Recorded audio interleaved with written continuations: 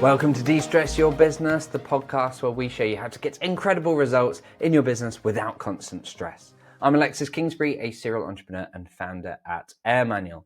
Now, in this episode, which is part of a hiatus that we're taking and a gap in our normal programming while I clear off on holiday for a bit, we're going to do a mini episode on a particular question that I've been asked. I did ask for these questions, so that's my fault really. But on this one, in this particular episode, and I think we're coming to the end of our little hiatus, our mini episodes, we've got some amazing interviews coming up, which actually I should probably tease some of these. We've got incredible people. We've got top CEOs and partners of massive organizations who understand not just how to lead and so on, but how to transform organizations and increase their valuations and revenues and profits by 3x and make the business more enjoyable, even when we're talking about really huge organizations. Some fantastic things to learn of talking to experts that are fractional CMO and COO and CEO kind of roles where they have, and there's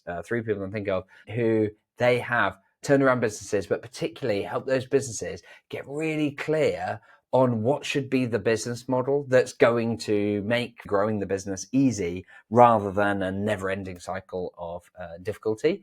Also talking to an expert in how do you leverage technology in your business and how do you create that transformation, particularly as you grow and it becomes harder to do so, where you can't just tell everyone to use a particular tool. And also speaking to an expert in how to build a business podcast and use your business podcast as a tool to generate significant revenue, and not the way that you'd think, not the way that everyone assumes that podcasts are actually used, a way that is not talked about and yet is far more powerful. And I found it incredibly useful over the years, and it's almost crazy to talk about. So I'm looking forward to those episodes coming up. So do hit subscribe. If you haven't already, make sure that you subscribe so that you don't miss those, because otherwise there's a risk that you will. But in this episode, I'm going to cover a question that I'm often asked, which is, in your business, do you need to essentially hire an ops manager or some kind of structural type person who is responsible for all the processes in your business? Now, that's an interesting one, because certainly I'd say, as covered in the episode where I interviewed Emma King, the role of a COO, a Chief Operations Officer, is incredibly valuable. Having someone in your business who thinks in a very structured way, is very organized and methodical in their planning, is able to deal with a lot of information, structure that, come up with a plan, and then be very clear with people about what needs to happen, by when, and holds them accountable, is powerful. That often isn't me. I tend to be better at go have a load of conversations, come back with a load of ideas and opportunities, throw it all at the wall and work out what sticks. And so I found that in my businesses, it's worked really well to have a business partner that is much stronger at that COO kind of mentality. And in some businesses, we've hired a COO to do that. And so that's worked better for me. However, that's not necessarily the same as saying a head of operations who's in control of all the processes. Because even though I have chief operating officers in all of my businesses, or certainly all of my software businesses, the role of the COO isn't to own every single process and be responsible for that. Instead, what we set as the expectation is that the heads of functions, head of finance, head of development, head of sales, etc., they are responsible for their processes. So if you've got the head of sales, for example, it's their responsibility to work out the right way to have an introductory call, to do their follow-up, to send a quote and send an invoice and chase up if they haven't heard anything and update their sales dashboard and have their sales meeting and all of those things, right? That's their responsibility. Therefore, they have to own the processes. I wouldn't want some other person being responsible for the processes. And therefore, if I said, hey, head of sales, sales processes are out of date. They don't represent how we sell. And as a result, how are we ever going to continuously improve what we do? If we come up with an idea or if there's an issue and we say, right, well, let's change how we work, we haven't got anywhere that we can look at, see how we do currently work. And we haven't got something that we're using to train our existing team. That's not acceptable, head of sales. If they said, oh, well, that's the head of operations job, That would suck.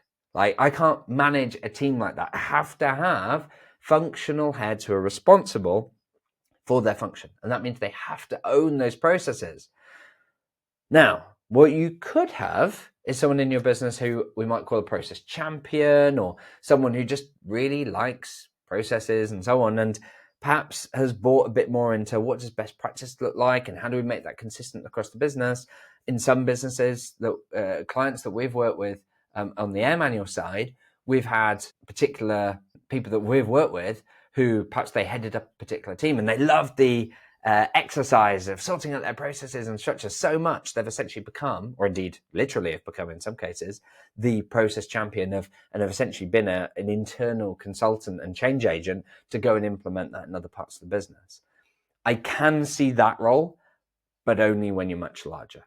More common is that you might have someone in the business, maybe it's a COO, maybe it's a executive assistant or something like that, who has an interest, maybe it's even an IT person, that has an interest in that structure and doing things in a particular way, and they develop their skills in what good processes look like so that they can help others in the business. But crucially, it's not that they then do all of these things for others. It's not that they then are responsible for the processes for head of sales. It might just be that they ask the questions to the head of sales and help them through the journey of improving their processes and help them identify where they've got issues with their existing processes and why that might be and so on.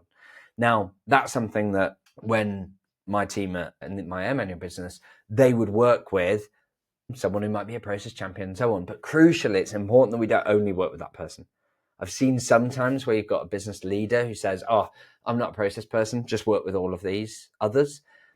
And it's okay to delegate and empower, but you've got to provide that clarity on what your expectations are. Where are you trying to get to? What is it that you want to create wow level employee onboarding experiences? Is it that you want to create really fantastic, consistent, amazing experiences for your clients that's in line with your brand? Is it that you're fed up of repeated questions and mistakes from a particular part of the business? What is it that you're trying to achieve? Now, your process champion can smooth the process and grease the wheels and help people where needed.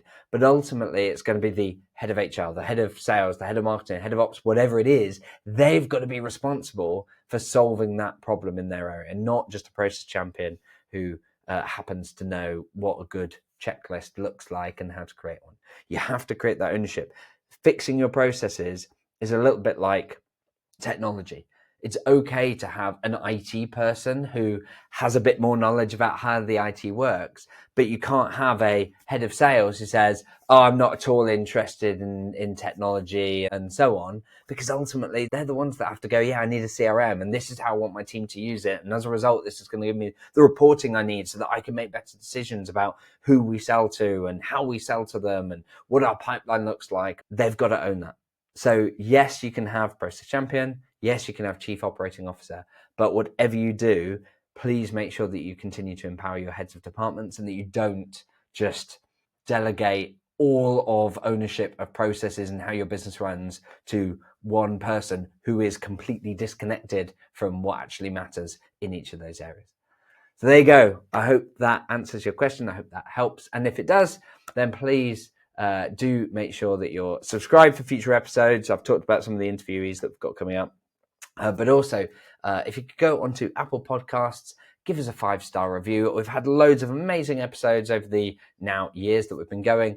And yet, I know that of the many people that listen to this, and I really, really appreciate you for listening. And particularly, I've had people come to me and say, really enjoyed that episode, particular episode or whatever. Please do keep doing that. It makes a big difference.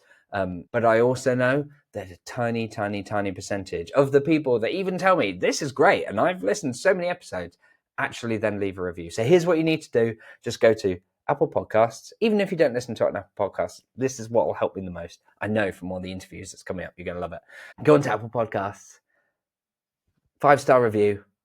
Even if you just put one word, it makes a big difference. So you could life-changing, that could be cool, or stress-reducing. These are all 2 words, aren't they? Whatever you can come up with. Try and come up with the best single word, or just put 2 words or whatever. But putting something in the comments makes a really big difference. So please do that. It makes a huge difference. I really appreciate it, and I do read them all. But otherwise, until next time, have fun.